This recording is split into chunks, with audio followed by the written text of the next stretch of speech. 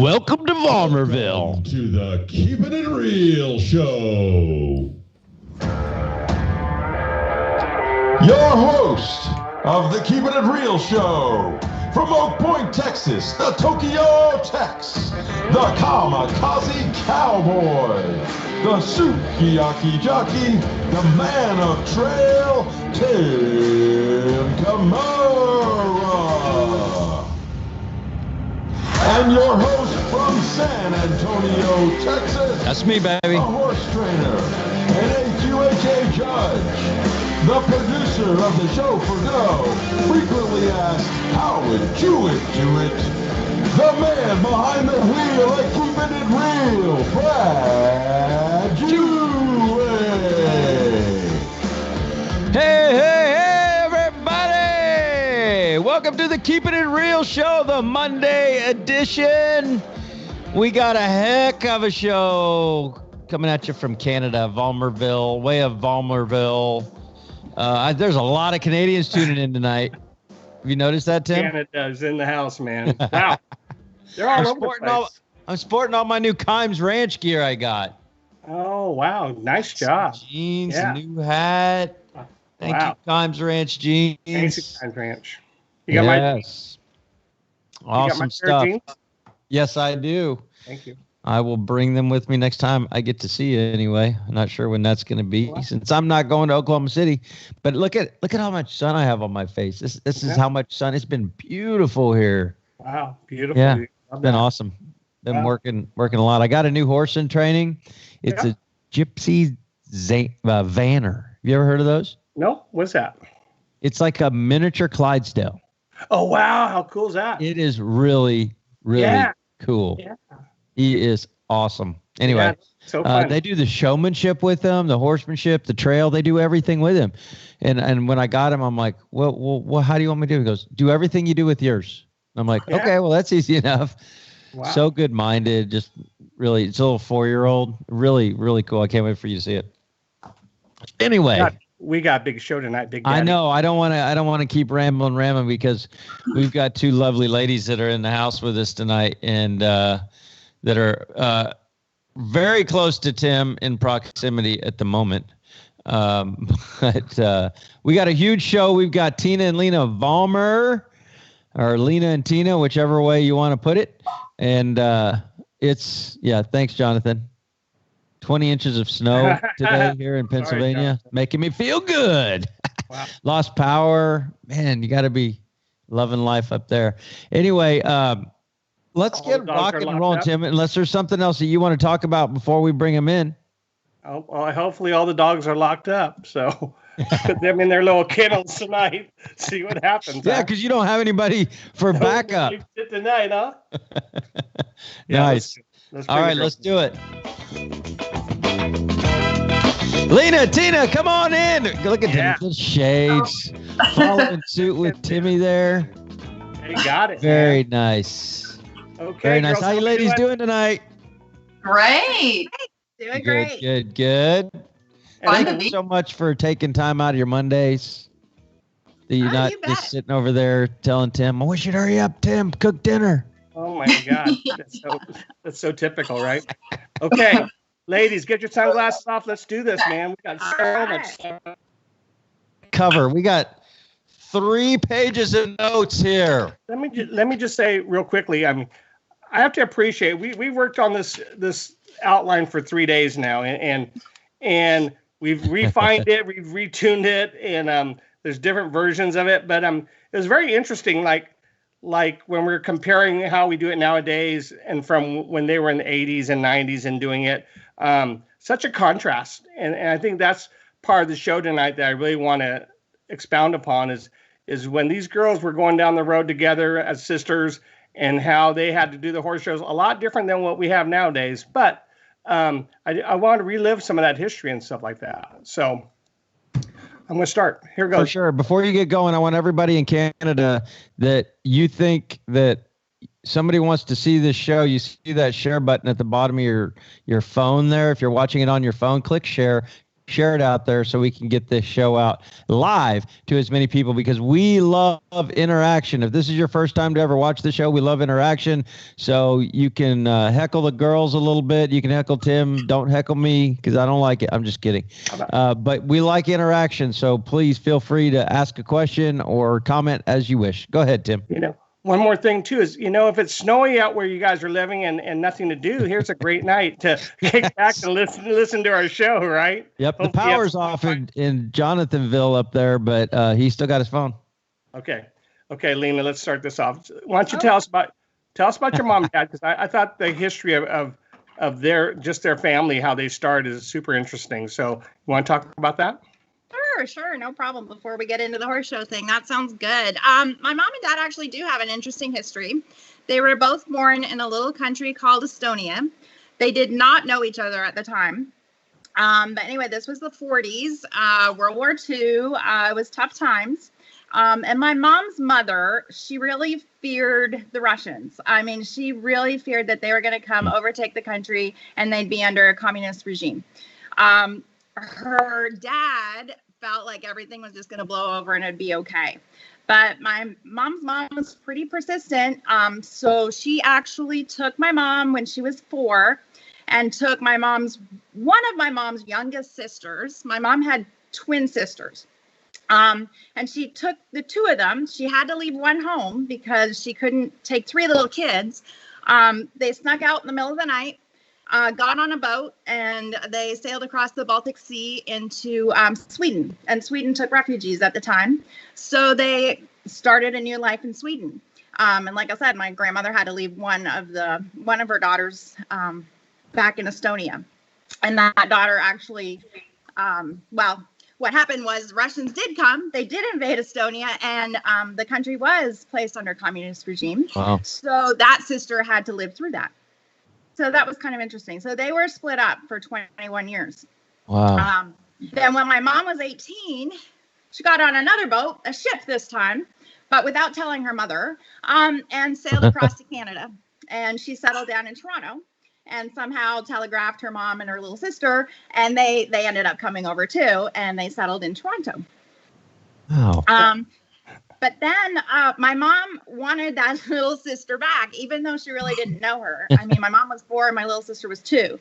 So she was very persistent, and I don't know how she did it, but apparently she wrote to the Russian government day after day after day after day. And I think they finally just put their hands up and said, okay, lady, have your sister. So after 21 years, they were reunited, and my aunts still live in Toronto. So that's their history. My dad, like I said, he was also born in Estonia, and the same thing. They really feared communism. So they somehow got to Germany, and it was a little bit of a shady story. I don't know. My dad's dad was into politics a little bit, and it was prearranged for them to meet a certain German customs officer, and my dad had to bring him. This sounds crazy. My dad had to bring him a smoked ham and bacon because they were farmers, and apparently he was great. He had this amazing smoked bacon. And so they bribed the customs officer with the bacon and the ham. I can't make this up, I swear. No, definitely not. And they somehow got papers to live in Germany. So my dad grew up in Germany. And then he also came over, and that's where my mom and dad met. They met in Toronto, actually, but they're both Estonian. And they lived in Toronto for years. And I really think at heart, they were big city people. They love the big city. But when my mom became pregnant with me, they did not want to raise a child in a big city. So they moved to Simcoe, which is a little town, a couple hours from Toronto. And they bought a business. And the business was actually a motel. And now that I look back, if any of you have watched Schitt's Creek, that is the best show ever. It is so comical. It is so funny. Yes, it is. Show, but our motel is much like that. I mean, Schitt's Creek is Rosebud Motel. We had the Queensway Motel. And we grew up in the motel. We thought that was normal. I mean, we literally grew up in the motel till we were about 10 or so. So that's that. So we'll start calling you Moira? Yeah. Moira? Or? I thought that was a quite interesting story, nowadays, what we're going through right now, too. And I'm going to let them tell one more piece of the story, and then we're going to go to the horses. Tell them about English, how you know English. Oh, yeah.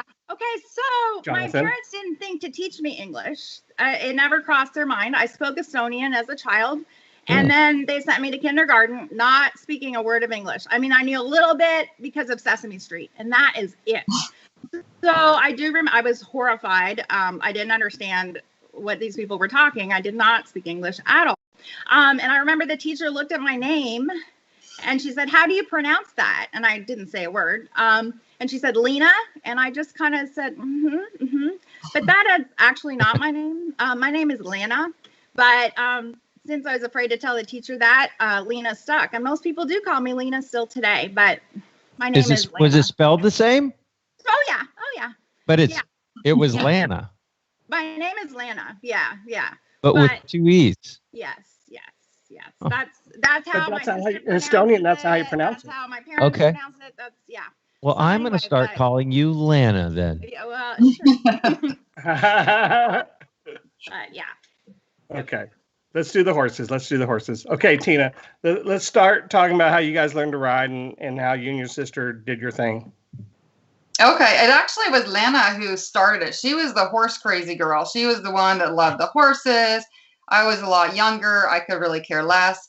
Finally, I think when she was around 12 years old or so, they gave in and let my sister take some horseback riding lessons. And of course, I got drug along to it because they didn't want to get a babysitter.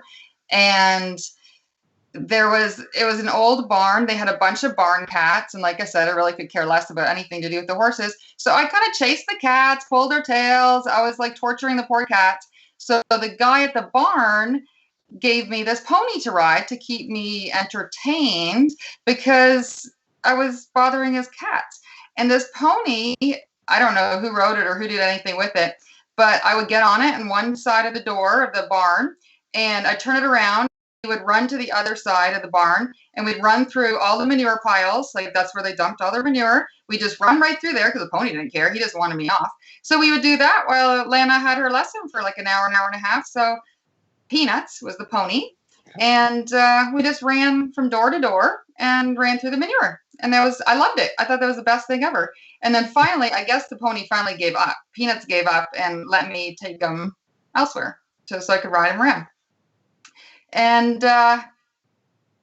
then I guess after that, the guy actually gave us the pony and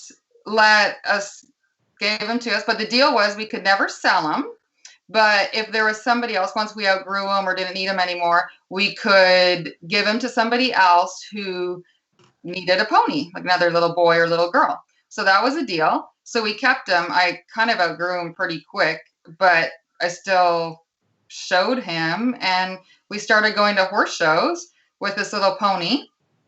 And Leena ended up buying a horse at some point there too. Wasn't it, Leena? Yeah, I was about 12 when I got my first horse. I was about 10 when I started lessons. So you were 4 when you rode that little pony, 4 or 5. And then, yeah, you're right. When I was about 12, they gave in. And actually, they couldn't have a horse at the motel. So they sold the motel and bought a little farm. My dad built the barn. He built a 2-stall barn, which eventually ended up being a 4 or 5-stall barn. But built us a barn. And the deal was we had to take care of the horses. I mean, they let us have them, but we had to take care of them. And my parents knew nothing. Again, they were city people. They knew nothing about horses. So I do remember them going to the library and checking out books about horses. And that's how we learned about how to take care of horses. They tried their best, for sure. But, so wait, hang on. Yeah. So your dad, Carl or Louis, I mean, he was like an arch engineer, wasn't he? Yeah. Industrial buildings, though. Yeah. Right. Yeah. Because he designed a lot of designs over here. He built Volmerville, right? I mean, Yes, he did. Oh, did he really? yeah. Who was that? Yeah. And then the mother's a nurse, like the 2 girls, right? Hella was a Yep, that's nurse. Yep. I'm just giving a little background for your mom and dad. So they really didn't know about the horses. Your mom rode a little bit. Well, She was we up made a her lot. ride a little, yeah, but they had never touched horses before, ever. But They your loved dad, animals. your Oh, dad yeah, was they so love 'em. meticulous. Well, so meticulous about all the instructions he wrote, like about this house, about the barn. I'm sure about everything he built, right? He had it all mapped out all the time, right? That's Oh, yeah, awesome. like I said, In those library books, they read about colic, and my dad was a freak about colic. And my goodness, we had to have our horses fed very routinely. Like I could not feed the horses a minute past 7:00 in the morning, and not a minute past 4:30 in the afternoon. And I got to tell you, I'm still like that. I think he instilled that in me. But yeah, he was. Yeah, no, you're right. He was very meticulous, and everything had to be done properly. But he really taught us too that the number one thing was the well-being of our horse. And I mean, he really didn't care about anything else as long as we took care of our horses. And that was like with our horses, and all our animals, anything. They said everything, you have to look after everything before you look after yourself, any of the animals. And then since it's winter right now, can you talk about how the seasons change and how you re-rode your horses come springtime and stuff? Oh, yeah. Well, yeah. All right. Oh, well, we actually didn't have like a riding pen or anything to ride in. So we would ride around our asparagus fields and just like through the woods, and there was an open field. So that was the only place we had to ride, which we loved.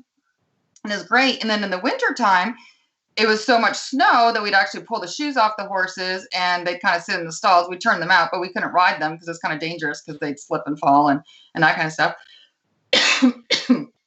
And so then springtime, horses were super, super fresh, but we didn't know anything different. But any nice spring day, we'd be like super excited. Oh my God, we're going to go ride the horses. So we would. And there was one picture up there, I think. Leena, for some reason, I'm not sure why, but she liked to start out riding in an English saddle for her first rides. And we didn't know about lunging. On the fresh horse. I have no idea why she did that. I rode in a Western saddle. My horse was crazy, but I rode in a Western saddle and she'd fall off all the time, but that was okay. My dad was always there watching. He'd help us get on if we fell off or anything like that. But it was pretty Western, but we didn't know any different. So right. It was just the way it is. So you kind of learn how to ride that way. It was a little rough. And it was kind of interesting. Like there's no riding pen. Like it was just all through fields and around fields and up and down. We actually got really good at doing straight lines because we couldn't ride over top of the asparagus because we get in trouble. So there's like the lines we had to ride on. What does an asparagus field look like? It's like it's in lines like a cornfield, and asparagus is just like a little weed.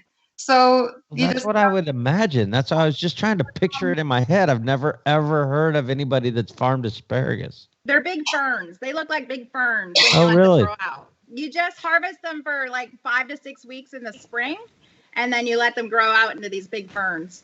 Oh. Yeah. Cool. Yeah.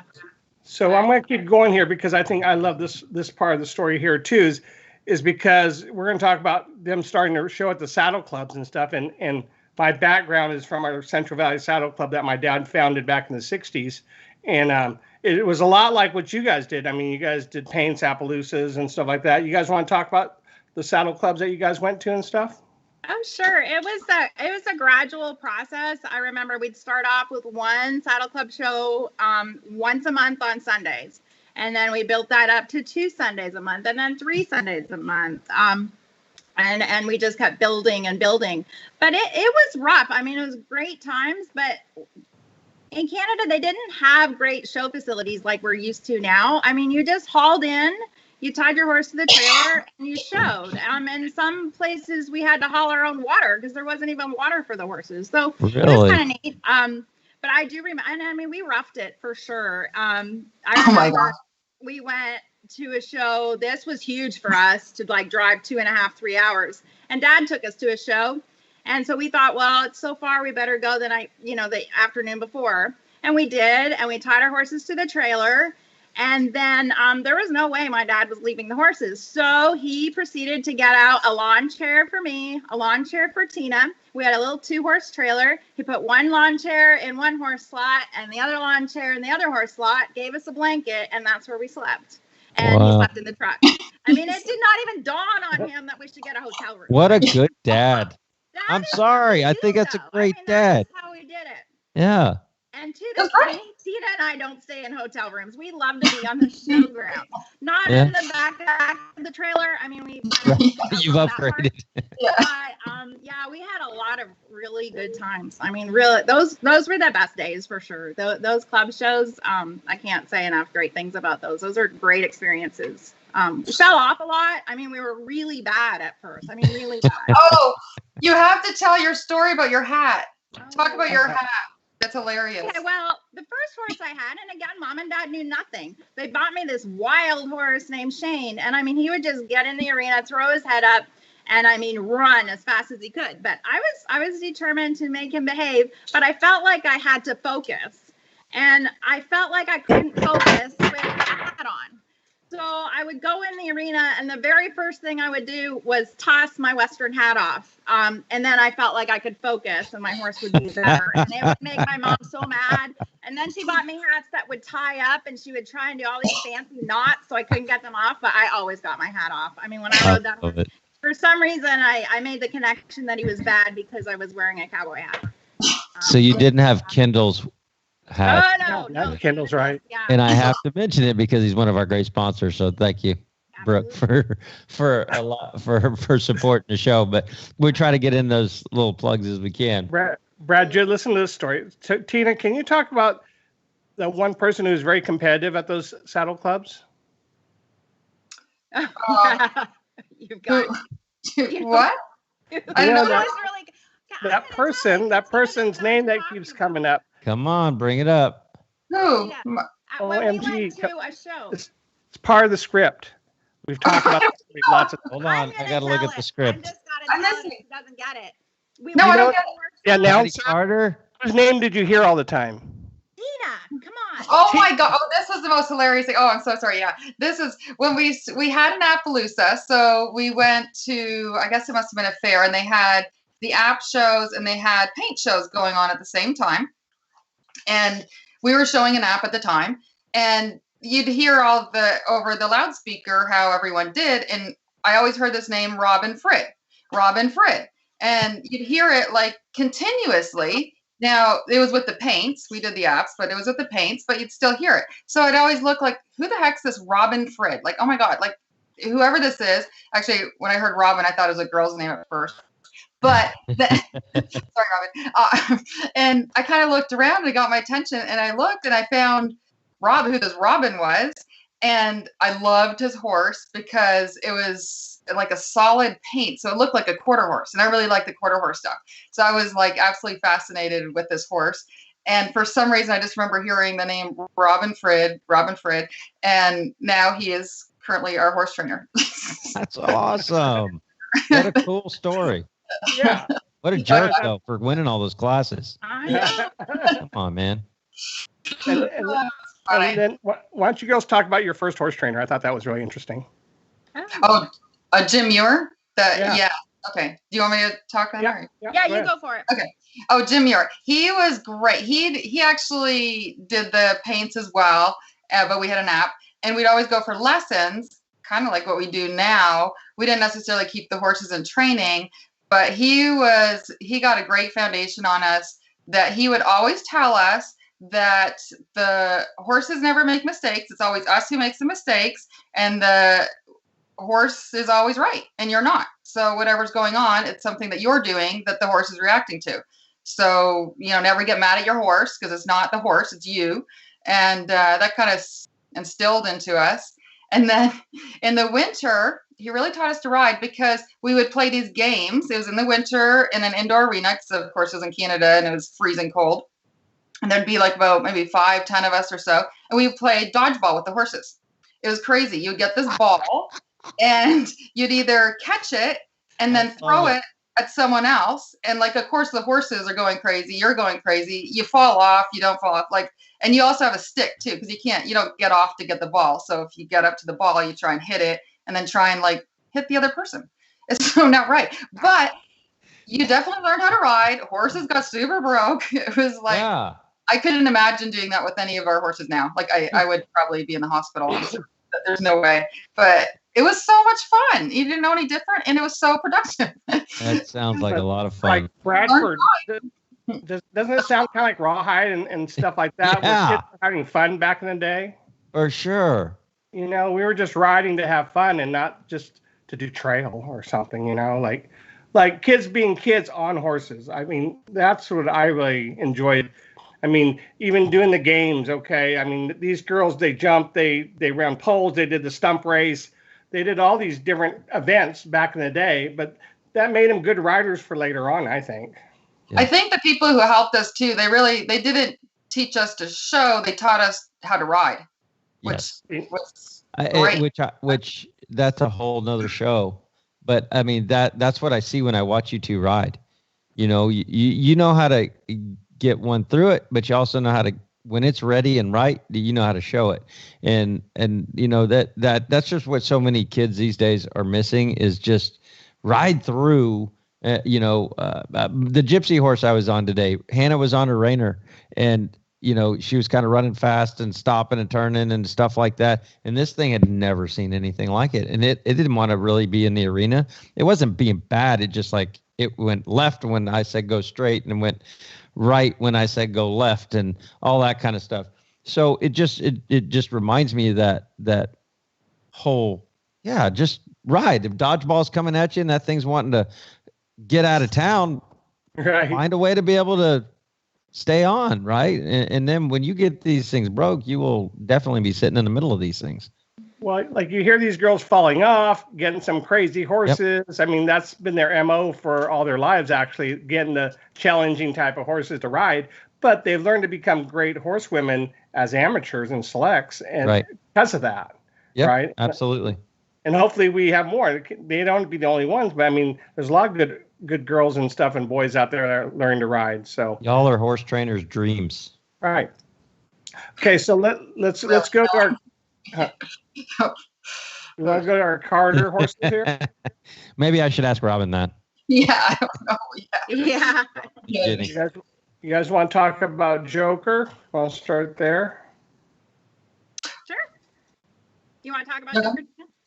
Oh, sure. Joker, actually, because for some reason we did have the app that we showed, and actually going back to the Appaloosa, we say we all had kind of crazy horses. This one had a heart of gold. He was amazing. We showed in literally 30 classes a day, because I was in the 13 under, Leena was in the 14 to 18. We did the working hunter. We did the campus prairie stump race thing, the barrels that the apps do. We did bareback act. We did showmanship. We did everything with this poor animal. And he was so good-hearted. Not real pretty, but he was like the biggest heart there ever was. And so we did that. But then I always wanted to do quarter horses for some reason. I saw the journal, I saw the quarter horse news, and I was like, oh my God, that's what I want to do. And so one year, well, actually we got hooked up with Pat Carter, and she sold us our first quarter horse, Joker, Espresso Bar.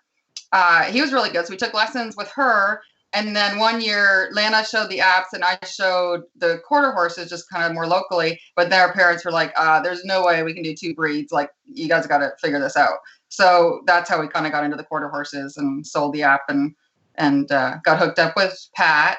And then Patty took lessons from her, which she's absolutely wonderful. And then she hooked us up with Patty. And we were with them for quite a few years. She was fantastic. And she was married to Rick Fleetwood at the time. And we would stay at their place for the weekend. There'd be a bunch of girls. I don't know how the heck she did it, but I remember cooking breakfast for everyone. And we'd just be in the barn all day and then crash at night and then go back to the barn for like the next day. It was great. She was wonderful. Patty was great. Let me jump in. Can I jump in on that? I just wanted to say about, anyone who had the opportunity to meet Pat Carter, she was truly one of a kind. And Patty is also, and they were much more than horse trainers to us. They taught us to be good people, to be kind, compassionate, considerate of others. They were really something else. So yeah, if you haven't ever met Patty Carter, you need to go introduce yourself one day, because she is awesome. She truly is. I think she really shaped who Tiina and I are today, quite honestly. Well, the thing Pat could do was coach. Oh, yeah. gift And to I will coach. tell you, she did not beat around the bush. There was no, I mean, she cut right to the chase. I mean, she told you what she thought, and yeah, But not in a bad way. It was and just not in a bad way at all. I mean, that was That- very useful. Yeah, mean, it was that very that helpful. no, I mean, Yeah. I'm a very direct person too, and you That's know, great. I appreciate that. I do And too. then- We did. So, did we get to Kim Superstar like that too? But that was a horse I had, yeah, with Patty Carter as well. Tiina had, Mr. Zipper. Tiina had a horse named Mr. Zipper that she bought from Patty, and I had a horse called Kim Superstar that I bought from Patty. Yeah, yeah, and So- those were the horses we first went to the big shows with. Yeah. I went to Quarterama with Kim Superstar, and I think I won a 100 saddle class there, and that was Mr. Zipper. Tiina went to her first Congress with him. And that was back in the 80s. And so what year was that? Because that's what I wanted to kind of catch everybody up to kind of so We're they in the can follow 80s. the timeline. What's that? We're in the 80s. Late 80s. Late Late 80s. Yeah. And not that, because I know you ladies don't like to tell your age, but you girls probably do. Don't. We don't care. Yeah. So this is roughly early teens, late teens. Where are we? I was was a still a youth. And I was just getting into amateur. I was probably about 6. Well, I guess I was 15-ish then. I guess, yeah. Yeah, and I was 20, 21. We're 6 years apart. So Yeah. that's what I was just going to ask you. You're 6 years apart. Okay. Yeah. You guys are very close for being 6 years apart. Yeah. Yeah. Well, Yeah. Yeah. I'm kind of close with my brothers, but I'm 4 years apart from my middle brother, and we're close, but y'all are super close. So Your brothers don't do the horses, though, do they? not at all. That's what Yeah. pulls you together. So let's go one more. Let's go one more notch, but then we'll do our first trivia question. So, can you talk about he's more Zippo? Do you know? Oh, he's more Zippo. Oh my gosh. Yeah, actually, like I said, we were with Patty for quite a few years. And then we bought this horse from Brock McCulley. And he came from Texas. I think actually he was at Steve Heckman's maybe. And so we bought him. And of course, bought him to go to the horse shows. And he was a pleasure horse. And that's because that's what I love to do. And at that time, pleasure was the big thing to do. And I love doing that. And so that's what we bought him. And I remember going to Brock's. We had him a week. I rode a couple times at Brock's before going to the horse show. And I couldn't lope him. I was going in to go show him. And I could walk and trot. And I couldn't get him to lope at all. And he got on. And, for some reason, obviously I was doing something wrong. And we still went to the horse show, of course, but Brock didn't go, so we go by ourselves. And I know he was super, super stressed and really worried about us leaving. And he was one that also emphasized to us that the horse, it always comes first. You go show your horse and make sure that you look after him afterwards. Go graze him, make sure he's happy, keep him happy, and look after him before you go out with your friends, before you go out for dinner. You're there for your horse and look after him, and then you go play. But first, he's number one. So that was always instilled into us, which I still do that now. And I hope any trainers that are watching, young trainers, old trainers, whatever, like those are just wise words right there. Yeah, keep your horse happy. You would, if you enjoy the quarter horse shows, remember you wouldn't enjoy the quarter horse shows without your quarter horse. And so take good care of it. It comes first for sure. That's so true. That is, yeah. So poor Brock, he was like, so we had to go to the horse show, and he sends off this kid that can't even lope her horse. And even when I was warming up, I couldn't lope him. But for some reason, I guess as a kid, it didn't bother me. That was fine. But when we went in the pen, he was broke enough. I guess he knew what he's supposed to do, and he loped, and we won our classes. He was great. I have no idea how he did that, but it just, when I showed, he loped, which was fantastic. And then after I showed him and he loped, then I could get him to lope. But yeah, I couldn't at all before. I don't think once I ever got him to lope off. It's like, no, but it didn't bother me. We just go show. So that was kind of fun. And he was the one that I showed at the Congress, and he was the first horse that I placed at the Congress. I think it was like 4th in the pleasure at the team tournament pleasure or something like that. Wow. He's a good little pleasure horse. I would love next time, because I've only been to Volmerville once, but next time I'm ever there, I'd love to see old videos of y'all. That would be so fun to watch. Yeah. Okay, so tonight Neutrina gave us some merch to give out.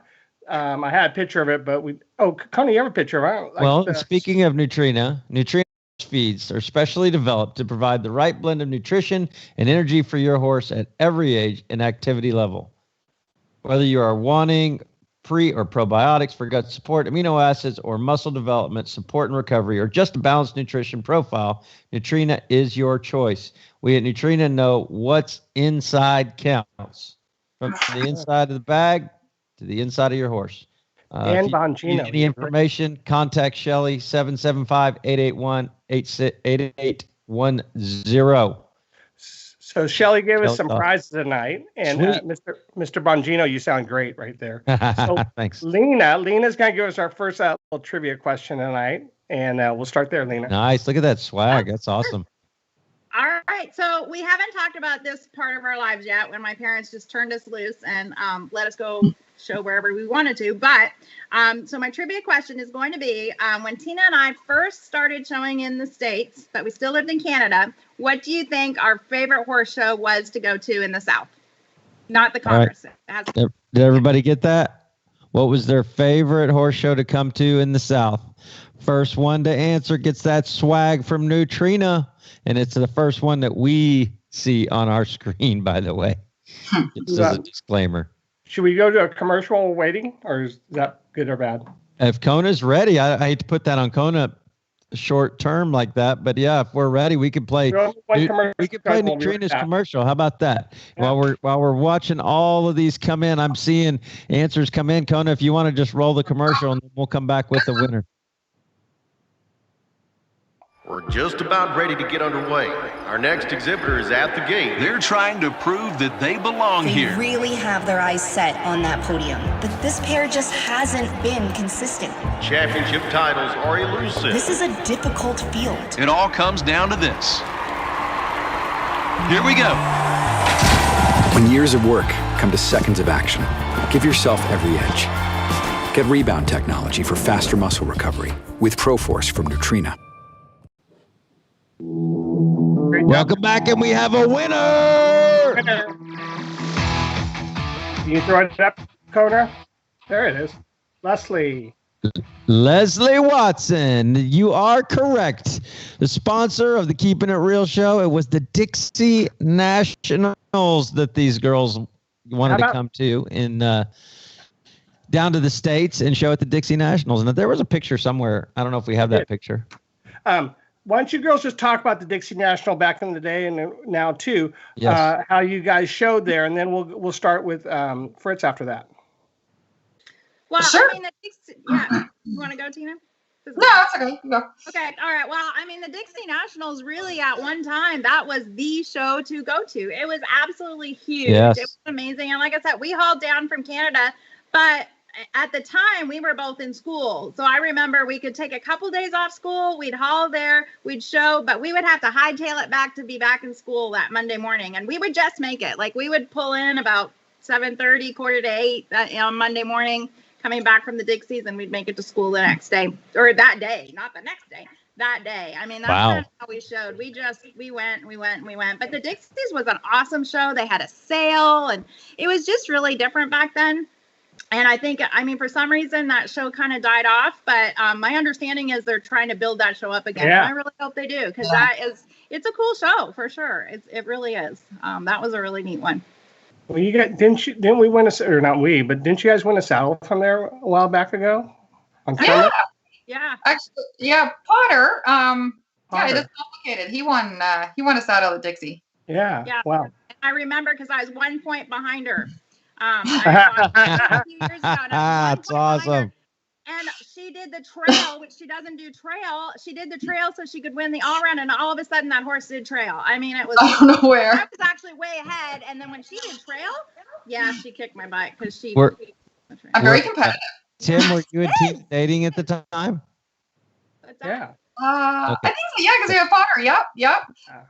Because I taught Potter. They started. Oh, that's right. I do remember that. Okay. No, did you you? Tiina, oh, we were. That inside connection. No. Okay. I wish I could blame it on that, but no. No. Okay. You won fair and square. And I didn't like trail then either. But let's talk about Fritz, okay? Because Fritz is probably one of the premier great horses, one of the great horses you've shown so far. Why don't you talk about Fritz?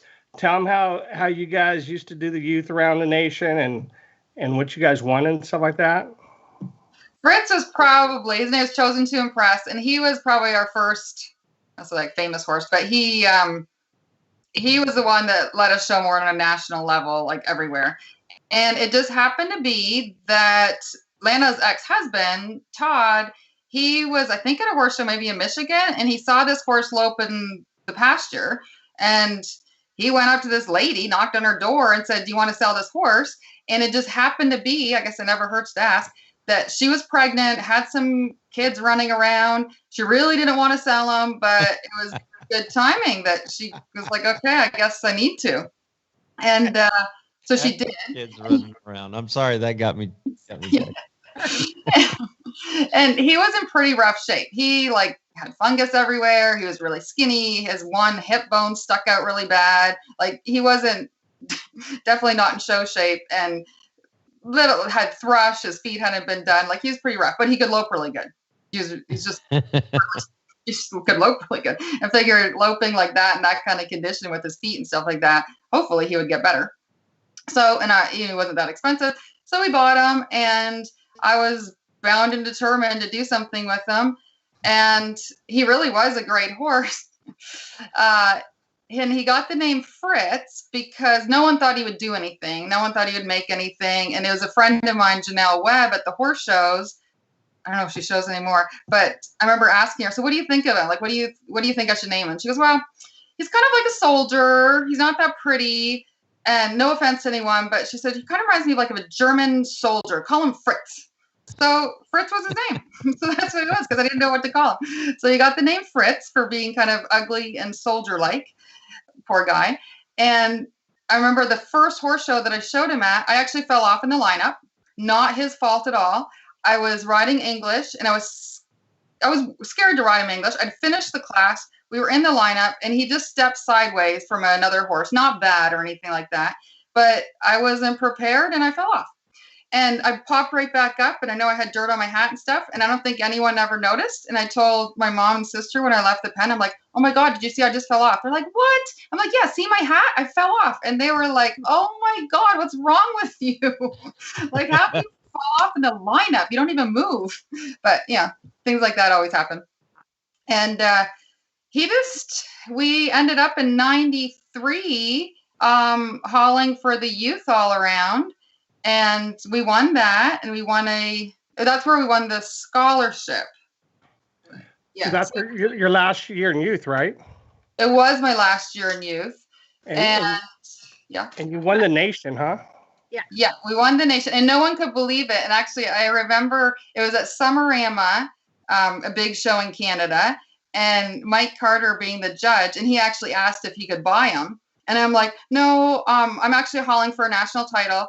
And he's like, "Yeah, but your show season ends like in September or whatever. That this is like, so you'll be done soon." I'm like, "No, I'm hauling like for the national title that I'll be showing till the end of the year." And he didn't get it. And then I remember seeing him later on in the year. Then he understood, because he didn't get what I was saying. He thought I was just showing in Ontario. It was kind of funny. It was like, so there's one part that I want to say. Oh, yeah.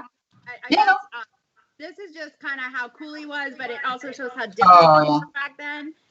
She did win the nation for the all-around, and she won the equitation in the nation, but she was also reserve in the nation in Western Pleasure, Hunter Under Saddle, Showmanship, and something else, Friday or something crazy. Like all those events. And that's the way it was in the early 90s. I mean, those good horses, they weren't as specialized as they are now. But he looked really great. Yeah. Great.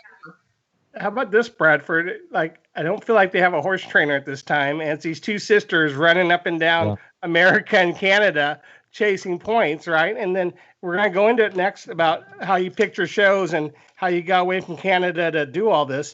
But isn't that just a kind of odd little... Well, and it's credit to all those great coaches that they had, right? Right, for Pat sure. Carter and Patty and all those coaches. I mean, that's what a good coach can do. Right. Oh my gosh. You think about all the games that they played, just staying on, like all of those things really truly come to fruition if you see it through. and see it out, with different horses. So, like Tiina said, she was a little afraid to ride him English, but she did it, and so those things help build that confidence, help build who you are as a rider, and build confidence in your horses, current and ones to come. So it's not surprising from this side of it, and knowing both of them and seeing all the different horses that they've ridden, and they've always done well. I don't know if we're going to talk about them tonight, and we don't need to go right now, but I had hotjazz.com for a while. Yeah. And I mean, he was just, he just knew his job so well. Right. So let's go to this part where I really thought was super interesting is back in the day when you're going up and down the road chasing points, how you picked your horse shows. It was 2-day shows, a lower set amount of points. And then at the very end, like how you won it, incentive fund. I mean, that's a lot of questions in one, but can you just kind of talk about how you did the journey part of it first, like your horse trailer, your living quarters, and how your mom and dad kind of helped you, or whatever you guys did, or how you made it? Well, I'm going to start with that.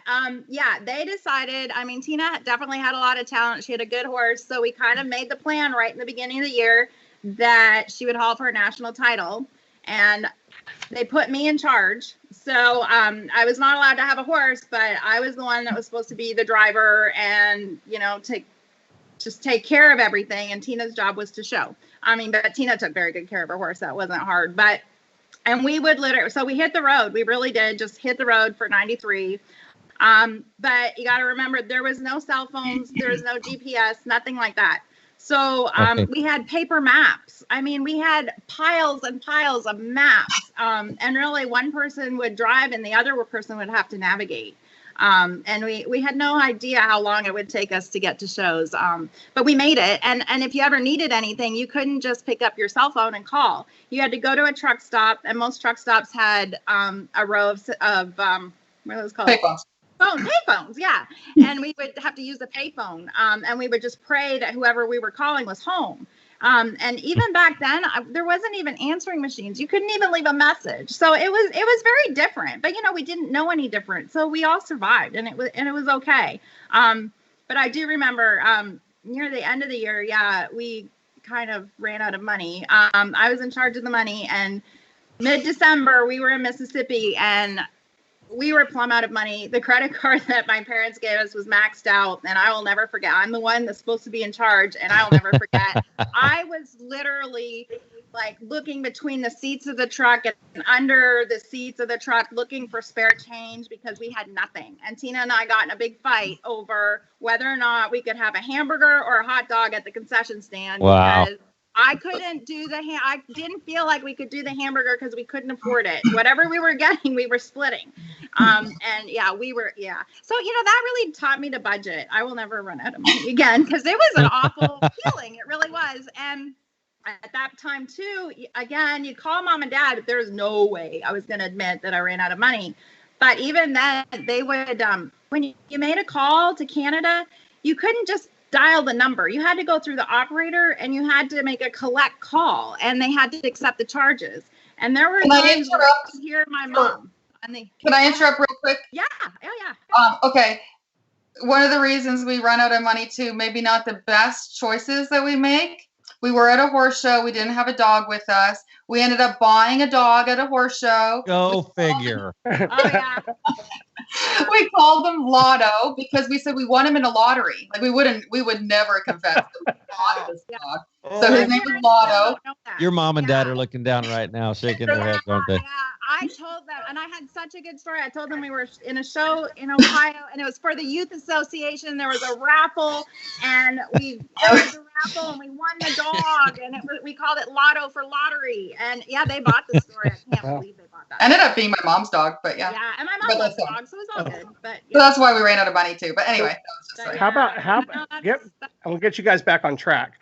Can you talk about how you picked the shows, how you tracked the points, and how you decide where to go next? Was that part of your job, Leena? Leena, excuse me. Job, and I will tell you how I did it. Again, you got to remember, there's no computer, there's no nothing. Right. We took a big case of old journals, because the journals back then were 50 pounds an issue, but they had all the show results in it. So you had to go and you had to flip through pages and look at shows and look and see what shows were the biggest in the events that you wanted to show in. And we would usually bring 2 years worth of journals, which was a lot. And that's how we'd figure it out. And like Tim had mentioned, when we're talking about these shows, there weren't the big circuits. There was maybe a couple of those a year, but not very many. You had to haul weekend to weekend. Saturday you showed to one judge, Sunday you showed to another judge, and that was it. And that's how everybody showed. I mean, it was all right, but it was different. I mean, it was definitely a trailer race back then. But points really meant something. I mean, nowadays you can show showmanship to 3 or 4 judges on one side of the arena and show showmanship 3 or 4 judges on the other side of the arena in 15 minutes. It's all said and done. And if you did well, you can walk away with 20 points. Well, back then, that would never happen. I mean, you'd have 4 or 5 point classes and you'd have to win. And there was not half points either. The point system was it was different then. And there were no half points. And like I said, you showed single judge. And that was it. And 2 days in a row, that was pretty much it. So it was different. I'm going to give props to Mr. O'Brien because he popped in. So sometimes didn't Art help you a little bit a few times? Art was amazing. Oh my gosh. We loved Art. Actually, Janelle Webb, who named Fritz for us, she was riding with Art O'Brien, and that's how we got hooked up with him. And because she was a great rider and did great, and Art was helping her, so we went to get help from Art too. He is maybe one of the nicest men I've ever known. I've never seen him grumpy. He would give us lessons at 4:00 in the morning because we'd have to leave for the horse show, or we'd have to go to school and we couldn't get to his place till 11 o'clock at night. He'd give us a lesson then because then we're leaving in the morning to go to the horse show. He was phenomenal, obviously very knowledgeable and coached us like amazing. But he was so much fun and so great. And just, I can't believe what he did for us. He did it for other clients too, of course, but it was impressive. Even to this day, he's love. Art's just awesome. Just as recent as Florida, when we were down there every morning, I'd see Art. Good morning, Brad. Good morning, Brad. I mean, just doing it. Art's an awesome guy. Yeah, he is. And, and he never got into those training trends and gadgets and all that kind of thing. Right. Like, I probably shouldn't say this, but in the early 90s, there was a lot of weird kind of training methods. I mean, you'd go to a horse show and most of the horses were hung from the rafters or they were tied around all day long. I mean, there's all this weird stuff that people did, but never with Art. It wasn't like that. I mean, you had to get your horse broke and you taught your horse things. So sorry, I shouldn't have probably said that part, but it's true that things have changed that way too. And I'm really glad they've changed. One about your trailer, like you guys are ahead of your time. You had this like a little pink horse trailer or a little pink striped horse trailer. Yeah. Becky George stuff going on right there, right? And then finally, I'm gonna let you talk about this, and then we'll rapid fire. About being on the CB radio. Tiina, that's you. I loved the CB. Bomber, right? I was the blonde bomber. Oh my God. It was like the best thing ever. I guess because we didn't have cell phones, of course. So it would keep you entertained. Oh gosh. I'd get on that CB all the time and I'd go like, oh God, I can't remember how I said Breaker. Blonde bomber. Do you have a copy? Oh my God. Yeah. All night long. She would do that all night long. And truckers would talk to her for hours. And it was fun because too, we'd like meet up with different truckers that did like a week later. We would meet up with I can't remember what their handles were, but we'd meet up with the same ones. And so we chit chat again. So, where have you been? What have you been doing? Just anything. It just killed time. And they'd help us too for like directions or if there was like road closure or like an accident or anything like that. Truckers were amazing. We'd have a lot of blowouts. They'd help us with our blowouts. There's blowed out. Yeah. They looked after us. Actually, one year going to, I think it was a Denver stock show in Denver. And I remember driving through Amarillo and there's going to be a huge snowstorm coming and everyone was saying like, go lay over. And we're like, no, we want to keep going. And then finally this one truck driver said, okay, come on, follow me. And like, so we followed him and kind of got tired. So we're like, oh, can we take a little nap? So he pulled over. This is crazy, but he pulled over with us at this like abandoned gas station. Oh my gosh. Yeah, I know, so stupid, but you don't do that nowadays. But back then, and so took a nap, and then he knocks on the window. Are you ready to go? Because it's like 30 minutes later. We're like, oh, okay, we're ready. Yeah, we'll go. And so he brings us right to the gate of the Denver Stock Show, and like we practiced. It was all icy by then. And he told the security guard there, these girls are here by themselves. Make sure you look after them. And he went on his way. He dropped us off. He didn't have to go right there to the stockyards, but he dropped us off and we went our way. He went his way. Like, I don't know. We just crossed paths with these guys that were fantastic. I don't know if that happens now, but I've followed many a trucker through over icy roads before, and they're just like, hey, just follow him by me. I'll let you know when the bridge is a little bit slick, so you kind of have an idea. So yes, CB radios have come in handy with myself. Okay. I'm sorry. You got to let me do this one more because it's super important. And then for sure, rapid fire after this one, guys. Tell us who you showed against. Tell us who you showed against. Okay. So we talked about this at dinner a few nights ago, and Tiina and I looked at each other and we said, no, Tim, those people are all gone. You know, there's nobody we showed against. And then to get ready for this show, I found a clipping out of the Quarter Horse News from 22 years ago. I don't know why I clipped it out, but it was the Congress amateur horsemanship results. And I just got to tell you, they were. Okay, the winner was Nancy Ann Alto with Conclusive's Bar-Cody. Second was Michelle Johnson, who's now Michelle Dudley on Michelle Johnson with Dudley Do It Right. And I think third, and I may have got this a little mixed up, but then there's Tiina and her horse Chosen to Impress. Fourth was Don Haas, who is now Don Myers with Requested Major. I mean, just a great horse. Then there's Jenny Carlson with Miss a Rip, and Jenny still shows in Texas, and I know she shows that horse's offspring. Yep. And then sixth was Karen Mundy, all in silver. So there you go. I mean, there's just diehards out there that never ever stop. So that's right. When I've shown against a lot of the same people over and over. So. That's the time frame when I actually just started getting into the industry. So that's interesting. I know all those names. That's great horses, great rider. Ready to roll, Tim? Are we good? She's breaking up on my side. All right, it's time for rapid fire. Tim's a little frozen up there, but he must be on the wing of Volmerville over there that doesn't get good Wi-Fi. All right, here we go. Tiina, you're answering this question first, and then Leena, you will be second. Okay. Name a horse show that is no longer in existence.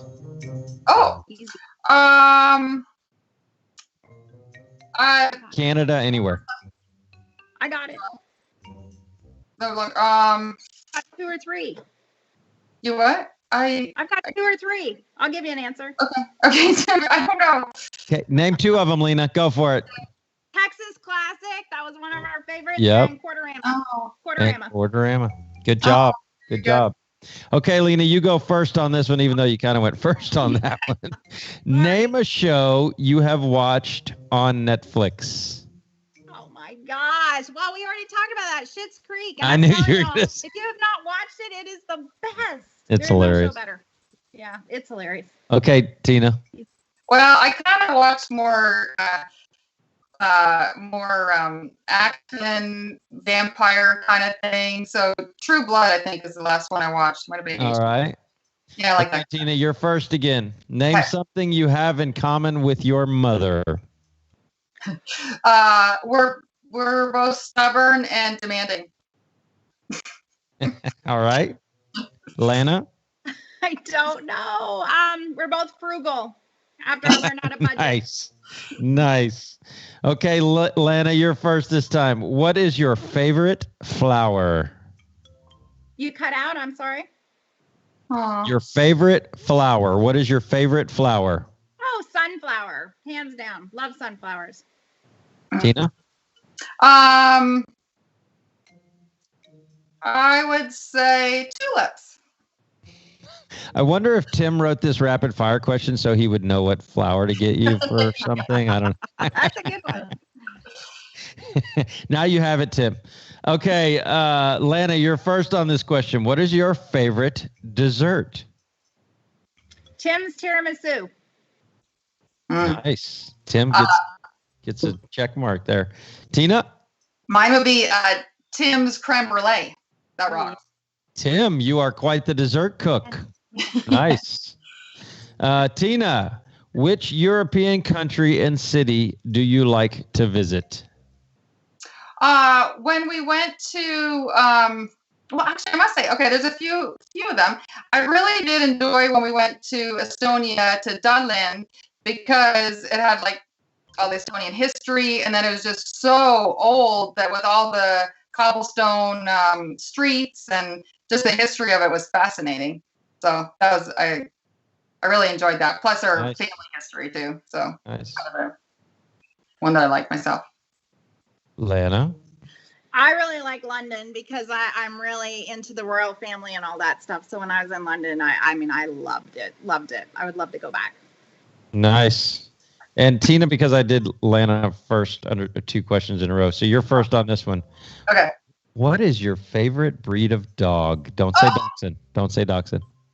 No, I would never say that. Boxers all the way. Love them. And Leena? Anything rescued.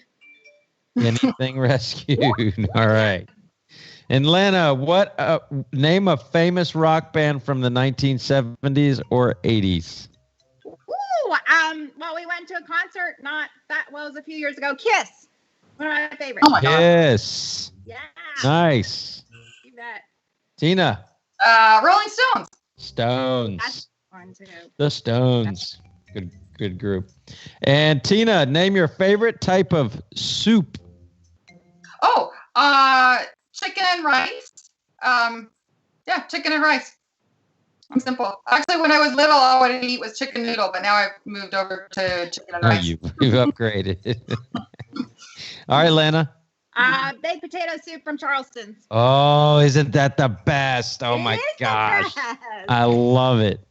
I tell Absolutely. everybody I take there, if you haven't had baked potato soup at Charleston's, you have not had the best baked potato soup yet. Or potato soup, sorry. Okay, and Leena, the last question, you're first. Name an inexpensive type of wine you enjoy drinking. An inexpensive. Oh, Trader Joe's all the way, $2.99. I buy it by the case.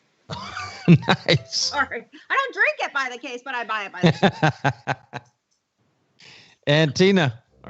I do drink wine, and I kind of drink absolutely anything. I like anything red, but I shouldn't say really addicted, but I kind of am. Western Sun vodka, raspberry Western Sun vodka with lemonade is like, I love it. It's amazing. And Wow. Western Sun is made in Pilot Point.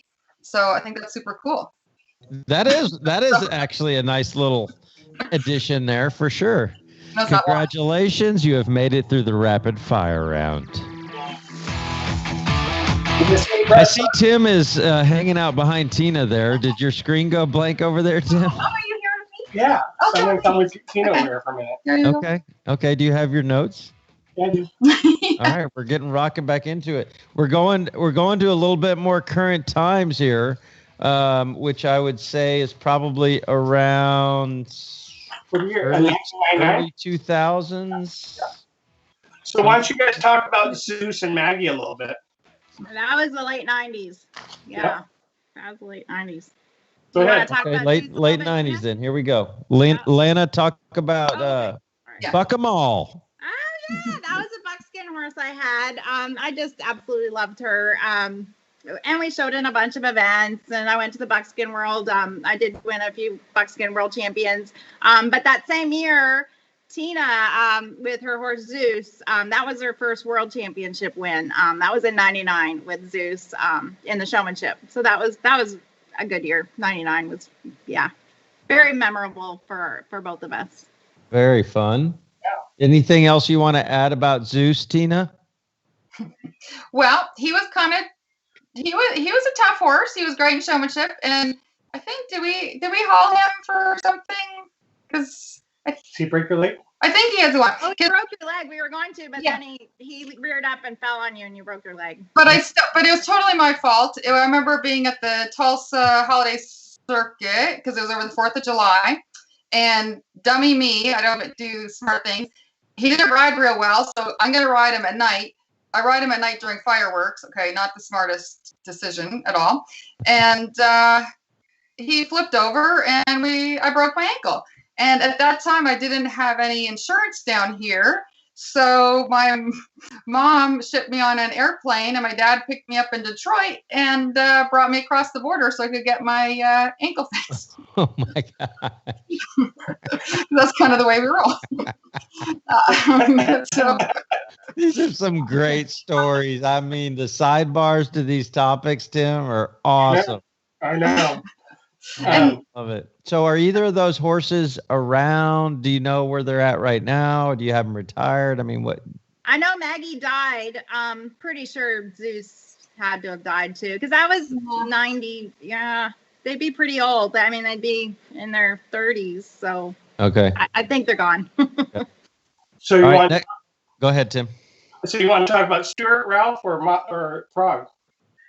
Whoever you want. Let's go to Howdy Doody Cutie. Howdy Doody Cutie. Yeah. We didn't buy him with that name. That name involves a bunch of margaritas one night and paper. Oh yeah. Yeah. Oh yeah. And I wish we could take that back, but anyway, we can't. So Howdy Doody Cutie. We bought him as a yearling at the Reichert sale. And he was the quietest horse ever. I generally don't break the colts, but as a yearling, I just put a halter and a couple lead ropes on him and jumped on him, and he was fine. And I even rode him around at the shows when he was a yearling. I mean, he was really, really quiet. So I thought he was going to be like a really easy horse. But as he got older, I don't know, he developed some resentment against me. He absolutely hated me. But we went to John and Jill Briggs then, and John Briggs and that horse just clicked. I mean, he was great for John. John won the Reserve World Championship in Western riding and top 5 in the trail, and he won all kinds of saddles and all kinds of things. But for me, he probably wasn't the best suited horse for me, but he was smart as could be. I mean, when John was out there, he was really good for me. As soon as John would leave, he would do something horrible. And we do like to bring our horses home. And I remember I brought him home and I thought, I'm going to go ride. And I was by myself. And the first thing he did as soon as I got on was ran to the fence and he tried to rub me off, like as hard as he could. He tried to rub me off of him. And then Tiina would come out and then he'd be a perfect angel. So, I mean, nobody would really believe me, but he was kind of evil, but he was a good horse. I mean, he was a good horse. He taught me a lot. I actually learned a little bit about trail. I learned that I can't really do trail, but, and I will never be in Tim's arena, with a horse. I can't promise a dog won't run through Tim's arena, but I will never be on a horse in Tim's arena. Those of you who do trail, I mean, you're awesome because trail is really hard. There's a lot to it. And I mean, I did well with them in the trail, but yeah, it was a lot. And actually things got, I don't know that I should even admit to this, but things got so bad with me and Stuart. I had to go to a psychologist who is a hypnotist, and she had to hypnotize me. And she recorded the tape of hypnotizing me, and she would put me into this hypnotic state. And she would be saying, "You are the boss of Stuart. Stuart will listen to you. You will have a good ride." Kidding me. I would, awesome. 20 minutes before I ride, I'd have to listen to this stupid tape and hypnotize myself so that I could ride this horse. Oh my. You know, that's kind of the way we do things. I mean, when we have a horse, we have to make it work, and I had to make it work. Right. So that was Stuart. Howdy doody cutie. So back up, because I believe you had Ralph before the Stuart, right? No, I don't think so. I don't know. Maybe. Did we? I want to say you did, only because I don't know. I remember McMullins maybe trying Ralph out in, this was before they were clients of mine. They were with Mike and you're right. I think you're right. Yeah. And I remember in Ardmore, for some reason, I remember you and Ralph showing it in Ardmore. But anyway, tell us a little bit about RalphHotJazz.com. You got oh, sorry. Here we go. Okay. It was Jerry Erickson who called us for some reason. He said, "I have a horse that I think you girls should come look at, that I think he would just kind of fit y'all." And so we did, and we did like him. And we're like, okay, sure, you know, he's kind of fun. He's super pretty, and yeah, let's do it. So again, that was at the time when there weren't any like cell phones necessarily. I don't think, not as big as it is now by any means. And so they came to drop him off at the house, and it was Leena's ex-husband again, Todd, who I guess they unloaded him. We weren't there at the time, and he's like, "Oh no, we're not buying this horse. No, I don't know why or what the deal was, but he's like, no, we're not. No, we won't buy him."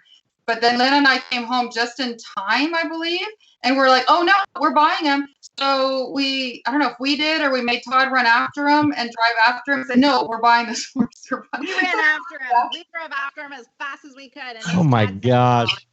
Yeah, and we said, "Nope, we're taking him." And he goes, "No, your husband said no." And I'm like, "Yep, nope, we're taking him." And yeah, we got our way.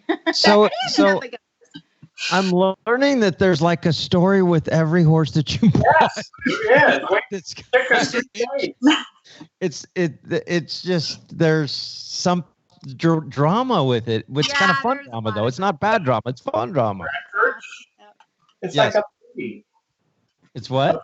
Keep going. Keep going, you guys. Okay, so let's talk about Frog because he's another big icon around here. So I'm a Moxie man. Oh, Frog. Yeah. Oh, okay. There's another story of how we got him. Oh my gosh, this is so true. I was actually up in Canada. I'll try and make this up in Canada. Looking for Tim, you ought to walk to the other room because every time you're in the room, the screen freezes, Tim.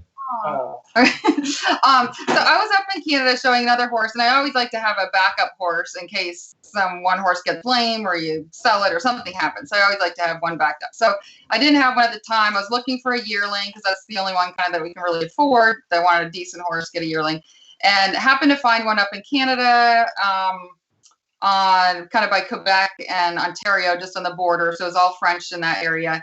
And found one, really liked it, ended up buying him, brought him to Texas. I called him Frenchie and sold him within a few months. He was pretty impressive. Actually, Rita Cromwell had him. She bought him and did really well with him, Moxie Shadow. But so then I was like, oh my God, okay, he did really good. I want to go buy another one, same kind of breeding type of thing. But I wasn't going to go back up to Canada. My mom, of course, lived up there. So asked my mom if she would go look at the babies, see what other horses they had. So she called her good friend, Debbie Cross, who lived kind of in the eastern part of Ontario, picked Debbie up, and Debbie and my mom went to look at these horses, and they looked at him. My mom's like, "Yep, I found one." Okay, so like, great. Okay, so we bought him, brought him to Texas. I'm a Moxie man, Frog. And then, so had him, showed him, did everything, liked him, all that. And then it just happened to be one day I was talking with my mom that like, "Oh, so how did you pick Frog? Like, what was the deal? How did you get him?" And she goes, "Well, oh my gosh." She's like, "I just loved him. I really couldn't see him because he was such a mama's boy. Every time I went to look at him, he went to the other side of his mother. And then we couldn't really see him." She said, "I just loved that he loved his mother. That's why we picked him up." Oh my gosh. Fantastic. Great. You would think that's not quite how we pick out our horses, but that's I was going to say, that's like some serious, that's bad.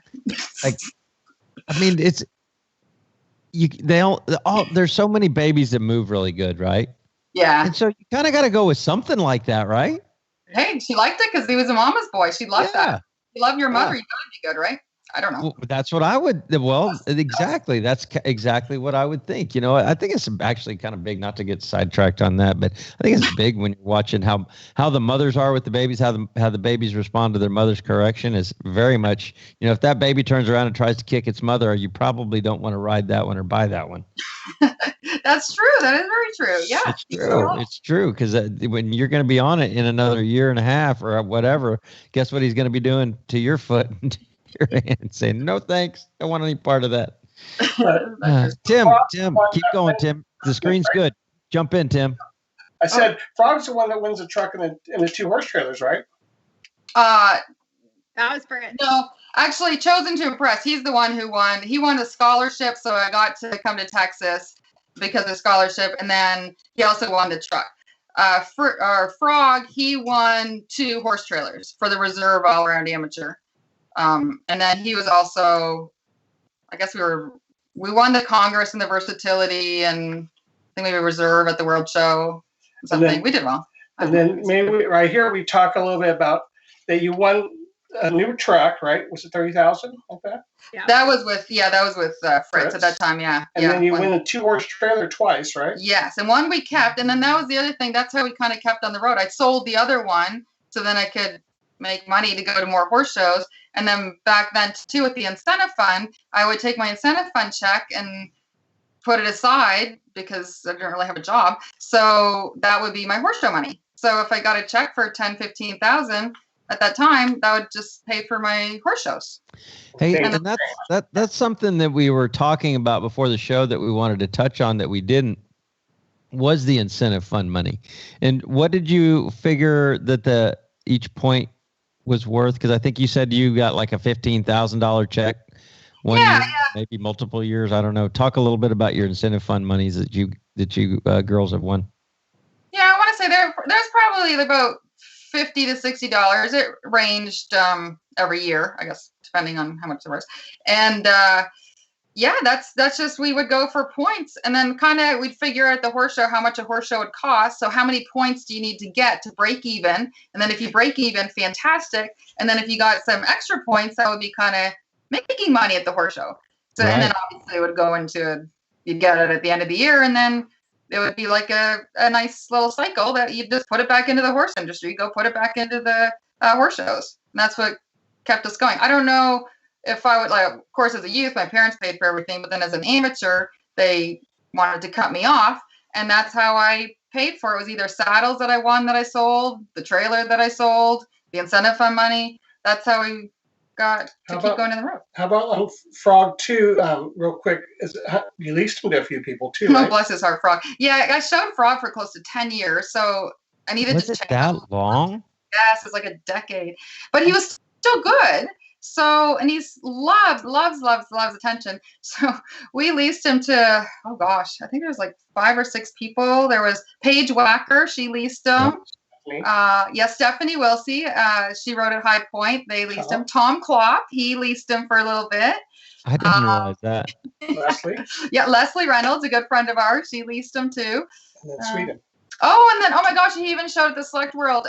Roger from Sweden. From Sweden. He was actually getting help with Robin and needed a horse, so he leased him for the showmanship. Came over here from Sweden. Yeah, showed him at the Select World. So poor Frog had to keep going, but he liked it. He really still liked outside. it. And he's still here. He's still at our place here. Nice. Yeah, I can never get rid of him. Okay, you guys got to get through. Let's get through Bosco and Marvin. Bosco. Okay, well, we got Bosco in 2008, which I'm going to add 2008 was a very special year for us because that's where Tim joined the Volmer family. Tim and Tiina started to date in 2008. Tiina also won, this is not about Bosco, but anyway, Tiina also won the Congress in 2008, and it was just a really special win. But I also bought Bosco in 2008 at the Congress. So 2008 was a super cool year. And I went to the Congress without a horse, and my goal was not to leave there without a horse. So I think I tried every single horse on the grounds. I couldn't find one that I just felt like I clicked with. I mean, I rode a lot of really nice horses. And somehow in the lunging lineup, I met a guy named Jeff Moody, and I asked him about horses. And he said, I had one up here that would be perfect, but he's already gone back to Michigan. Too bad, you can't have him. And for some reason, when someone tells you that you can't have something, you want it. So Gonna I just find a way. That poor man every day. I bugged him and I bugged him. I hadn't even seen the horse, but I bugged him and I bugged him. And then he finally said, okay, if you, by the second to last day of the Congress, if you haven't found anything, let me know, and I'll get someone to haul him from Michigan to Ohio. I'll get him. Sure enough, second to last day, I said, I haven't found one. I want to see, please get him here. And I mean, everybody was loading up to leave. And that's when Bosco arrived. And it was really, really cold. It was freezing cold. This horse hadn't been worked in God knows how long. There was no way I was going to ride him because he was so fresh. I mean, he's a raging lunatic. But Tiina jumped on him and he went around fine. And Robin jumped on him for a minute or two. But honestly, I didn't care what they thought. I was in love with this horse and I bought him. And so that was my Bosco buy. And he's still rocking and rolling right now. What's that? Oh, he's still rocking and rolling. Yeah, he's doing great with the Blue Crew. Yes, yes, and that's what's great. Mandy Gately helped me with him for years and years and years, and I mean, she was so patient. He was not an easy horse either. I mean, it took him years to learn to do the patterns without rearing and running into people and all of that. But she never gave up. She stuck with me.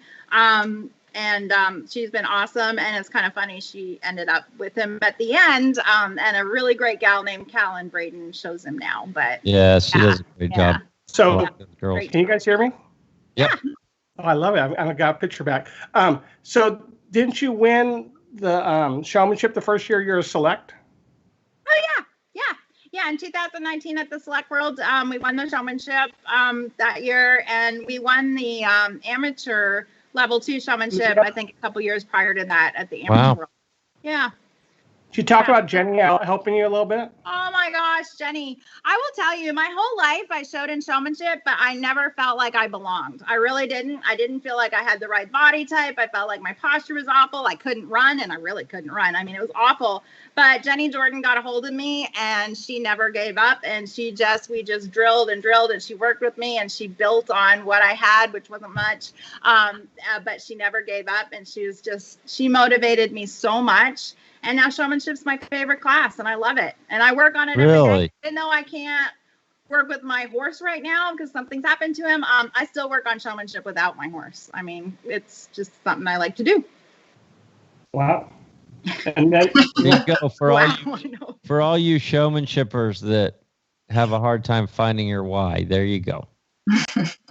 Well, that's one thing about these two girls about showmanship. You know, they were doing it today. I mean, they practice a lot, even on the younger ones, a lot. I'll give you guys props on that. You guys do practice a lot on that showmanship, and Jenny surely has helped you guys a lot. You know, touch everything up, and props to Jenny for sure. I was trying to find the Wheaties picture box, and we're looking for that. And then for Christmas, we gave her a box with Bosco and her picture on a Wheaties box, and we showed it to her at Arizona. Hey, that's a great gift. Oh, it was. Yeah, it was. Okay, let's do Marvin. Let's do Marvin while you're right there, and then we'll come back to this option. Okay, well, Marvin, that was kind of our last horse that my mom picked out. I was not looking for a horse. I saw this video clip of a weanling on Facebook. For some stupid reason, I showed my mother, and she thought he was just phenomenal. And we drove down to Houston together to look at him. And honestly, I still wasn't all that impressed. I don't like babies. I have no use for babies. I didn't want a baby. I like them when they're a little older. I just don't get babies. I don't get it. But anyway, and I told her, no, I'm not buying him, and that's it. And for some reason, I think the lady that owned him, I think she got in touch with me a month or two later. And I told my mom, and my mom was like, you have to buy this horse. You have to buy him. Just buy him, buy him, buy him. And I'm like, oh, okay. And so we bought him, and I hid him away. I mean, he was ugly as a yearling. I mean, no offense, but he was awful. And then I had to bring him to get him broke out, and I didn't even know where to bring him because I was embarrassed by him. I just thought he was hideous, and he was. But what was really weird, his 2-year-old year, I brought him to a trainer, and a couple months later, the trainer called me. She said, you need to come look at this horse. And I'm like, oh gosh, do I really have to go look at him? She said, yep. And he actually had blossomed into a really cool horse. And I took a video, and I did get to show it to my mom before she passed away. And I mean, the smile on her face, and I'll say, she said, I told you so. And she was right. She told me so. And he turned out to be a really cool horse. I won the equitation at the Congress with him a year or so ago. I guess the last time there was a Congress. So, and he's cool. He does a lot of different events, and he's a really neat horse. I really love him. It was the same year, though, right? Wasn't it the same year that you won showmanship with one horse, you win the equitation on another horse? Yeah, that's right. Yeah. I mean, I thought that was kind of strange, typical Volmer stuff. Strange, all right. Yeah, that was strange. Right? Good year. Well, it seems like everyone has one horse. Who shows two horses, right? Especially like that. Yeah. No, that was cool. Okay, so we got to keep going here. Tiina, we're going to skip on Kermit and Potter, if you don't mind. And let's talk about Rain Man, because Rain Man has a true story. And then I got 2 questions. guys. Okay. Okay, yeah. Rayman, of course, another way that we purchase them is just kind of odd. But I've been looking for a horse, another replacement kind of thing or a backup, and I'd contacted Lindsay Sodenberg up in Canada, and she had sent me a video of a bay 2-year-old. I think he was 2, and really liked him. And I was like, oh my god, okay, yeah, I really do like him. But then showed my mom, she liked him. So then, like a week later, so I call her to see what the closest airport is to fly in to go look at him. And she's like, I'm so sorry, but I decided not to sell him. She was pregnant, so she says it could be like the hormones. Plus, her dad had recently passed away with cancer, and that was his favorite horse. So she's like, I'm just emotionally attached. I don't think I can sell him. I'm just, sorry. Okay, that's fine. Of course, totally understand that.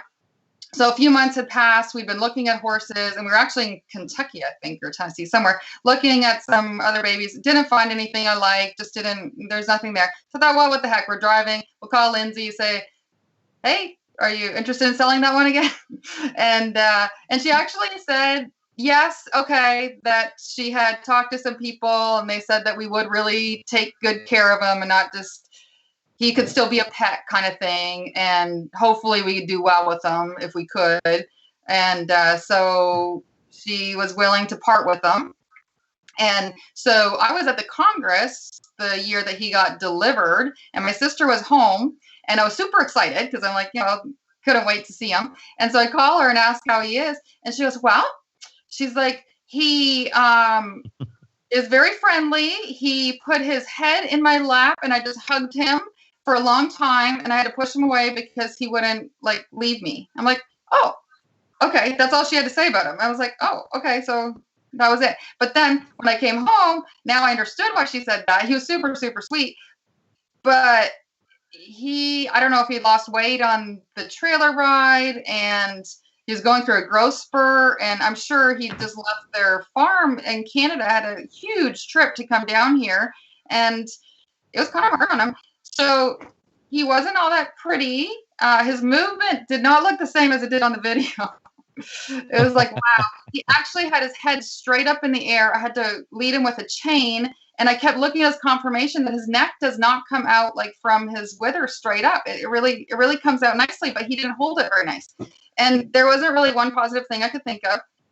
And my mom still loved him. She goes, oh, no. She says, oh, no, he's great. He's great. Just wait. I'm like, oh, my God. I wouldn't even show him to people because I was actually kind of embarrassed. Really? Yeah. Oh, God. I would, because everyone. Really ugly. Oh, rough. Yeah. And he wasn't he didn't move the same. At least if he moved nice, I could handle it. But no, he was a little rough. And we actually sent him to a reining trainer to start with, the same one that Marvin was sent to. And she started him. She did really well starting him. And he kind of turned out to be okay. And so I went to a couple horses, and he was really good-minded. His name's Rain Man, and there's a reason for it, that I think he could be a little autistic, that he knows everything goes on, but he's not really spooky at all. If horses are running in the pasture, he definitely doesn't want to join in with them. He's a little bit different of a horse, but I love him. So much personality. He destroys everything. He chews everything. He's actually in our video that we had for this thing. He's into everything, but I like that. And so he's fun to be around. So then I showed him at a couple horse shows, and he was 4 or 5, I guess.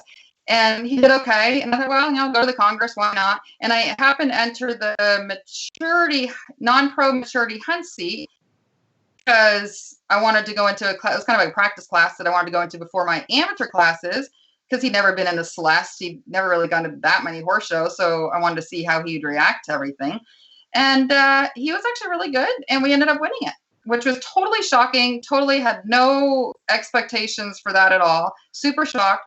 But what made that very special, which of course getting your name called out first, loved that, exciting. But I was crying, not because necessarily I won, but that was my mom kept saying, no, have faith in him. No, he's a good one. Don't worry. No, he's good. So I know she was watching from heaven and cheering us on and telling me, I told you so. I knew he was good. And then also Lindsay's dad as well I know that Lindsay was super excited. I think she was pregnant at the time. I think she missed a couple of her doctor appointments so she could watch Rayman on the videos and stuff. She was like super supportive and was so happy when talked to her. She's crying on the phone because just the connection with her dad, that being her favorite horse, that she made a good decision to sell him to us.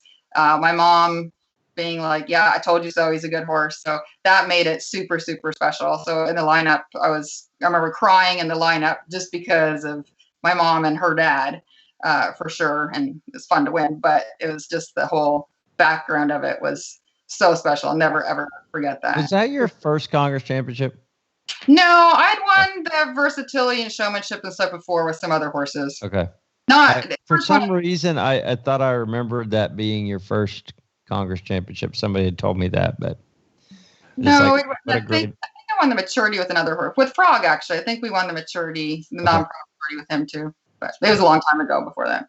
But yeah, so that's Rayman. So he's still here. I just love him. So let me backtrack one. Okay, Connie, you got that one picture for me? Let me just show this picture because I really wanted to show this picture. Got it, Connie? No, that's not the right one. I can't see it. Nice try, Connie. You got the other one? Yeah, there you go. Leslie. There it is. How about that? That's our Wheaties box. Can you see it, Brad? That is a great gift.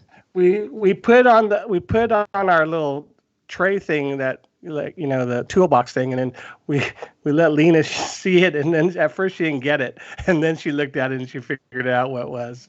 And that was actually Lisa McGowan, our friend from up north from Minnesota. She's the one who actually got it and had it all arranged for us and stuff. Like, that was her gift to Leena for winning, because she was so happy for us. And so we sent her the video of it, and yeah, it's perfect. It's my little niece. It's all good. Okay, 2 more questions, guys, and we'll wrap this thing up. One was the advice thing. Okay, you guys have any advice for any selects or amateurs that are out there? Yeah, I do. The people that you surround yourself with, your trainers, your coaches, your family, your friends, that means so much. It's such a village. When they always say it's a village to win anything, it so is. Your vets, your farriers, your friends. I have a friend, Stacy, one of my best friends. She's always cheering us on. Bless her heart. She actually even drove out to Arizona with me once, and just to keep me company, because it was a long drive, and in case anything happens. And she used to show horses, but then she had some boys that she raised and stuff. But like, just the friends that you have, the trainers that you have, the coaches, if you don't have a trainer but you get coach, you need to have a huge support, and just everybody around you that's like positive and that you click with.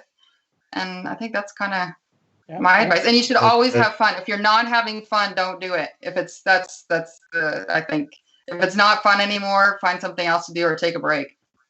Leena, yeah, that's good. I'm gonna say a couple things. One, I mean, obviously everybody on here loves to go to horse shows. We all love to go to horse shows, and we all love to win. But you know, I think what keeps you kind of fresh is to look at a horse show more as a test. And it's really testing how well did you do your homework.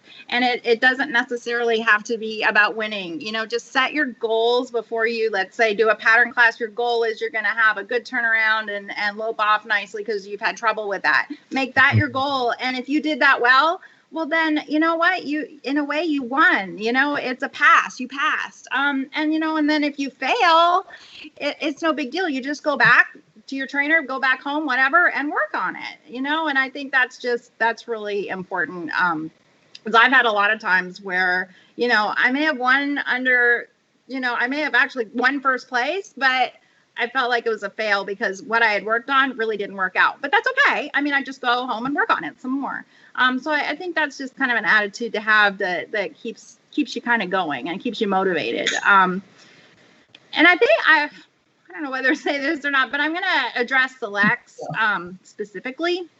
And as much as we hate it, I mean, things get tough when you're a select. You get stiff. It's hard. And I mean, you don't believe it's going to happen to you when you're in your teens and 20s and 30s. You don't believe it. You don't believe it, but it happens.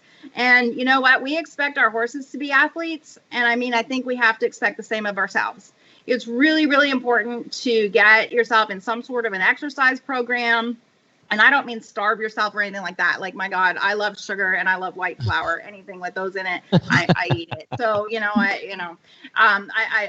you probably should take care of yourself as far as nutritionally, but I'm not going to preach on that because I don't practice what I preach, that's for sure. But an exercise program, I think it's really important, and it's really important to work on your core. Everything comes from your core. You cannot have strong legs if you don't have a strong core. You don't have strong arms if you don't have a strong core. So again, try some sort of exercise program to help you keep in shape and show those young amateurs that you can do it and you can be just as good as them. But I do think exercise really comes into play once you reach that select level. Okay. So my last question, Bradford, I'll let you bring us home. Well, that's just really good advice. I want to touch on what she said about, you win, everybody wants to win, but you never lose if you have the attitude that she just had. If you're just going in with these little victories here and there, and even if it doesn't come out, you go back to your trainer or whoever's helping you, your coach or whatever, and they help you figure it out. But yeah, if you're working on your turnaround and your lope off or whatever, and it makes for such a better horse show experience when you have that kind of attitude. So that's my bonus question for you two girls. Okay, my keeping it real question. What makes you two so special as sisters, and how you've gone through this journey so far? And I've seen you guys yell at each other. I've seen you guys hug each other, but you guys seem to blow it off the next day, and then you guys put it back together again. But what is it? I mean, there's not a lot of sisters out there like you two that have done the journey and do this kind of stuff. Is there something you guys want to talk about between you two, that bond? Was it your mother, or is it something else? Well, I think the common equation is that we both truly love horses. And it's not just horse shows. We truly love our horses, and that holds us together. There are days where we probably hate each other, but we love our horses, and that just bonds us together. And we have had horses that we've sold, but most of them we don't sell. I mean, we truly, we do this for the love of the horse, and I think that's what holds us together. Tiina may disagree, I don't know, but that's just my thought. No, I agree, and I think working together, it is kind of nice to have like a set of eyes too that is always here, and we'll obviously tell each other the truth if you like it or if you don't. That's just the way it is, because we don't really care if we're going to hurt each other's feelings or not, and it's good. And yeah, the horses for sure, it definitely helps, and we like to have, I guess I'd always have horses at home. It's a lot of work for sure. It's nonstop, continuous 24-hour job, but I love watching them like turn my horse out with someone else and see, who's the boss, or what are they doing, or how do they interact with each other, or one's really mean to the other, or like, oh my God, why are you so mean to like your friend? Just like watching them do that, or I love that kind of stuff too, to see like the horse every day, and like there'll be times where I know one will bite me or something, and I'll smack him, I'll get after him, and he'll like look at me. He won't be scared of me. He'll just look at me like, ooh, got it. Okay, I won't touch you again. But he's not scared of me. But I think because we have this bond, we have this relationship, and you just get to know your horse inside out, which I love that connection. And I think that does help in the show pen too, because I could be making a mistake and the horse could save me, or if the horse gets nervous or something happens, I can reassure it and say, hey, no, come on, dude, it's okay, I got you. And then it kind of helps out that way. So with both of us at home working together like that, I think working together and working with our horses, it just builds a bond all the way around. Okay, Bradford, I'll let you have it. I think that's great, and it made me come up with another tab on the Horse Show Network app that's coming out, that we're putting out, is we just put a live feed to Volmerville. Just tune in and watch them turn their horses out together. They can watch all the stuff that we've talked about tonight. How fun would that be, right? There's a live Volmerville cam that they can click on at the Horse Show Network. We do it at horse shows too. It was at the World Show just a few years ago. We were both at the round pens, and we thought, I think our horses are ready. Let's throw them in the round pen together, and we'll see what happens. Like, what the heck? That was the test to see if they were tired enough. And they weren't. They weren't. No. At the World Show. Yeah, at the World Show. Turning them loose in the round pen together. Wow. I love it. That Volmer like. This has been such a fun show tonight. And I mean, you just read all the comments and everybody's absolutely loved it. Patty Campbell's been on since the beginning, and she just commented, what a great show. And so many friends of you alls that have just spoke so very highly of you. I'm sure you too will go back and watch it and probably even respond. But thank you so much for letting us dive into your past, telling us about your mom and dad. And I wish I could have known them a little bit more because they sound like great people. And just the journey from other countries to where you two are right now, career women, working to be able to do this on a budget. And it speaks volumes to who you two are. So it's just awesome. Thank you so much for your time. Thank Probably you. the only catch of the whole thing is that their mother really never taught them to cook. She knew somebody was going to come along in their life that was going to cook some great desserts, Tim.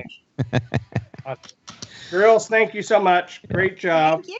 Thanks. That was All fun. that work. Thank you. Yeah. Hopefully, Tim, hopefully Stay you got warm. some good. Those of you in Canada, stay warm. Uh, I'm so sorry. And in Pennsylvania, actually, I think Jonathan's phone probably died. He said he only had 36% left. But anyway, thank you all so much for joining us tonight on the Keeping It Real show. We'll be back Wednesday. We got Doug Hulse coming back with us to tell us a little bit more about the 2021 Sun Circuit coming up. And then on Thursday, we have Mr. Brent Maxwell coming on the show. We're excited to have that. And I'm sure he's just going to bring a wealth of information and knowledge. I'm excited to hear his history and how he got into it and all that, just to do what Tim does so well and digging into their past. So thank you all so much for joining us tonight. Tim, any last words before we kick it off? I got pack up and head to Prairie Classic. So Prairie Classic. To my friends at Prairie Classic, I will see you at the Sun Circuit. I'm staying home in February. Peace out, everybody. Good night. good job, girls.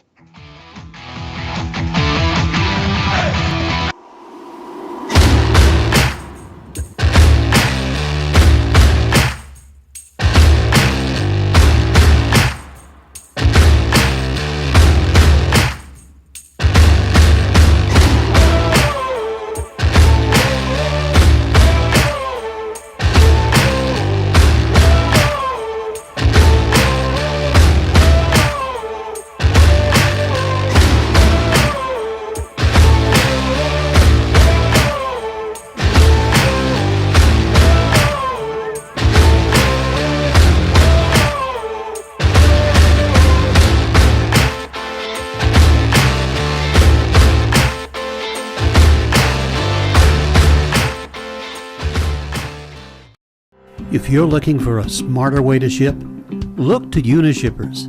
We've been helping small to medium-sized businesses cut their shipping costs for more than 30 years. You'll get significant savings with UPS and more than 65 LTL freight carriers by leveraging the group buying power of our 90,000 plus customers.